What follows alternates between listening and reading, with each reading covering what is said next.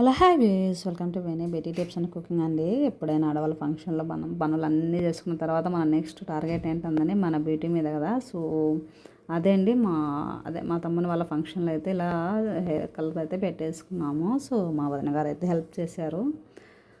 So చూడండి ఎంత ఫన్నీగా పెట్టుకుంటా ఆ టైంలో. సో పని అంతా అయిపోయిందండి. సో అలా కొంచెం కలర్ పెట్టుకుని నెక్స్ట్ డే ఫంక్షన్ అనగా మనం ఇలా రెడీ అవుతాం కదా. సో మేమైతే అదే చేసామండి. సో మీరు కూడా ఇలానే రెడీ అవుతారా ఎవరైనా ఉంటే?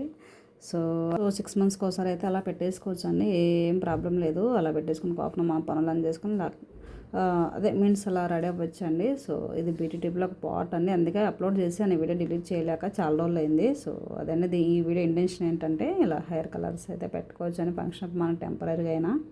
సో మరి 1 మంత్కి ఒకసారి ఏమీ అవసరం లేదండి. సో అలా మనకు అనిపించినప్పుడు పెట్టుకోవచ్చు. ఇప్పుడు చిన్నపిల్లలు కూడా వైట్ హెయిర్ అనేది వస్తుంది కదా. సో తప్పదు, మెయింటైన్ చేయాలి.